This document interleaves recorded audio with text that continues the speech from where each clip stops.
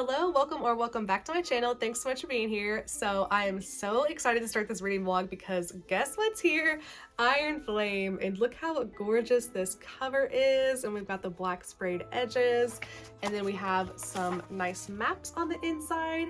I think the version I got was like running out of ink a little bit because the first map in the front is very light compared to the one in the back, which is much easier to read. It's kind of hard to see like the different lines of the borders in the front. I've dedicated this entire weekend to reading Iron Flame, so I'm so excited to get into it. I am a little worried because there are 623 pages in this. It's like in the fantasy world, there's some type of like Tolstoy competition going on to make books just as long as possible. Hopefully this isn't just like drawn out and it actually needed the full 623 pages. Also, the writing is pretty small. I mean, it's not that small. Let me grab ACOTAR really quick just to like compare you the text sizes.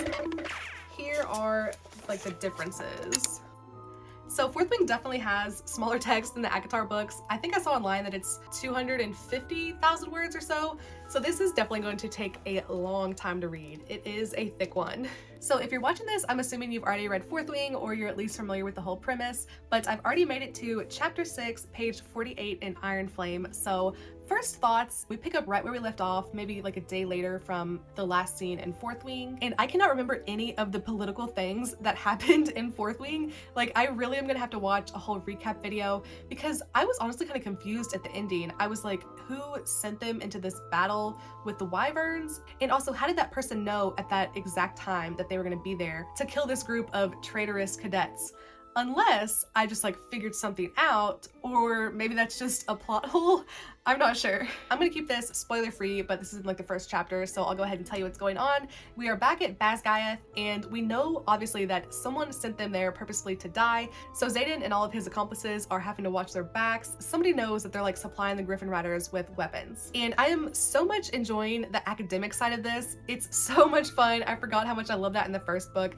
And this is very much giving me like Harry Potter vibes. I feel like I'm back on campus and it's just like stormy, rainy, and I'm having such a good time so far. Rebecca Yaros's writing is just so easy for my brain to fall into and to devour so quickly. So I'm gonna watch a Fourth Wing recap video really quick because I need a little refresher on what's going on in this crazy complicated world. But I'll check back in once I've made some more progress, hopefully when I'm around the halfway through mark.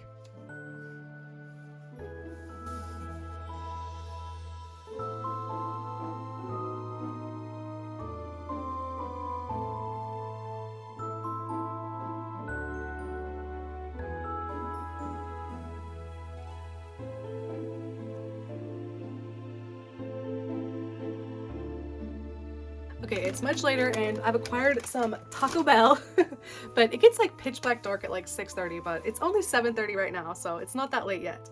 But I've made it to page, let me see. Okay, page 234, chapter 25. So I'm a little over a third of the way through, like 35%. And man, I missed these characters so much. It's just something about this world. It's just so addictive. I don't know if it's like the academic setting in combination with the dragons, but I could just honestly read this kind of book forever. Like Fourth Wing, there are still all the little notes and excerpts at the beginning of each chapter. So we're kind of like doing a lot of the world building through that again.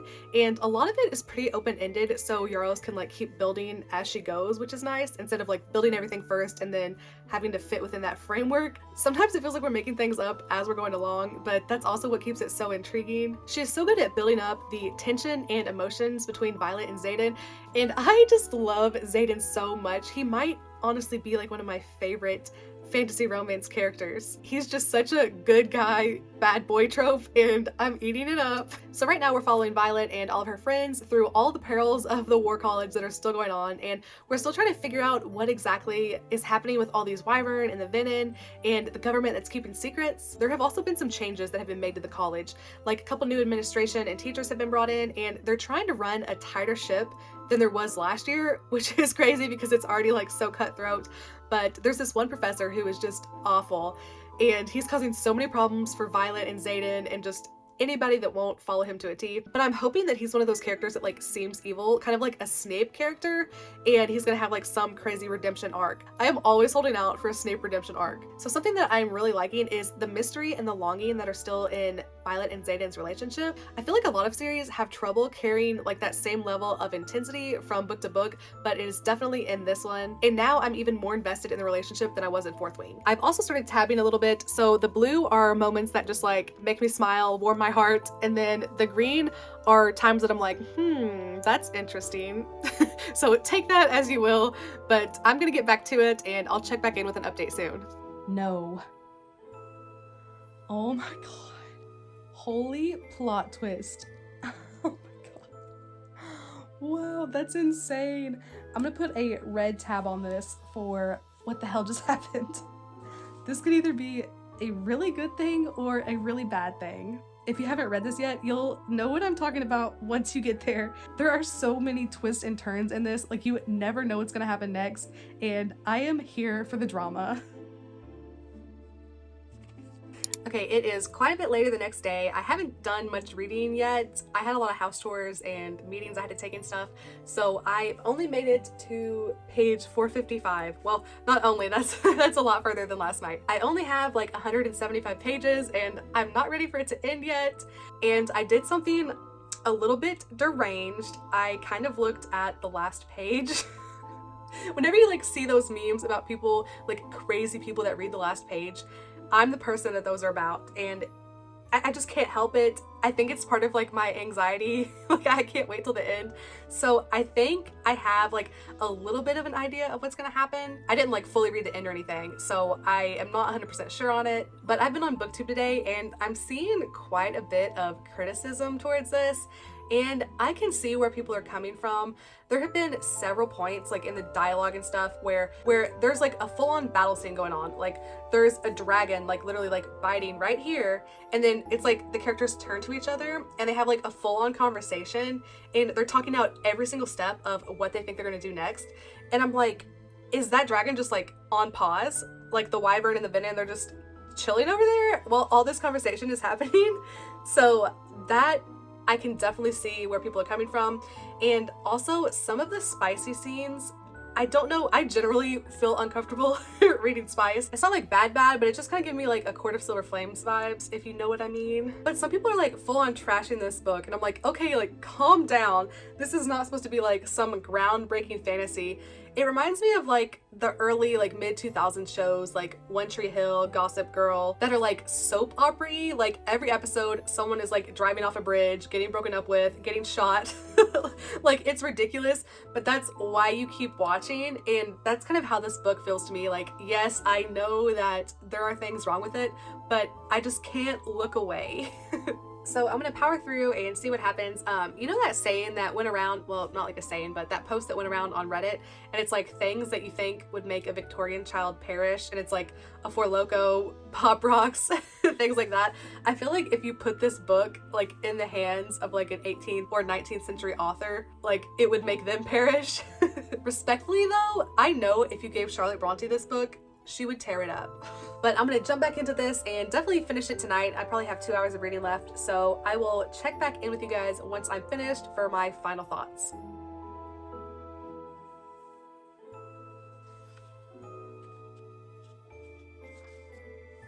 Okay, Yarls does the same thing that she did in Fourth Wing, where she ends on like this crazy one-liner, and then we switch back to Xaden's perspective to like end it out. I finished Iron Flame and I don't know how to feel. I've been looking forward to this for such a long time, and now that it's over, I'm like, now what? I have nothing else to look forward to. I guess like Christmas, I'm just gonna like hibernate and go comatose until the next book in this series is out. But so much happened in the last like 50 pages or so, and there was such a badass final fight scene. It was so cool. It felt like a crazy movie like playing out in my head. And there was one scene towards the end that got me tearing up a little bit. We had sort of like a little tiny mini redemption arc of sorts, and I really loved it. So I kind of ruined the big twist at the end when I looked at the last page earlier, but what I thought I saw happen is what ended up happening, and it's definitely a really crazy end. So if you can't tell, this is going to be a 5-star read for me. I'm willing to look past all of the things that I don't necessarily like just so I can enjoy the dragons, the academic setting, and all of the drama going on. Also, I still have a ton of questions about like the political setup of this. Like, is there more than one continent? And are there kings and queens like for each province? It's not really stated explicitly unless I just like missed that in Fourth Wing, which apparently I have forgotten a lot of stuff. But I swear they better not turn this into like a crappy HBO or Amazon TV show.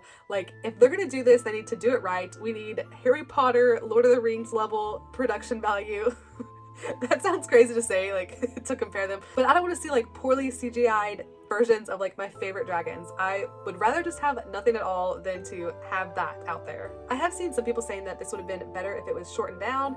I don't really know if I agree with that. I had a good time while I was reading it. It was very long, but I don't know if cutting anything out would have necessarily made it better. So yeah, I can't wait to hear everybody's thoughts. This book is like strangely controversial, at least on like the side of BookTube that I'm usually on, but I hope you've enjoyed this little Iron Flame reading vlog. Subscribe if so, and thanks so much for watching. I will see you in the next video.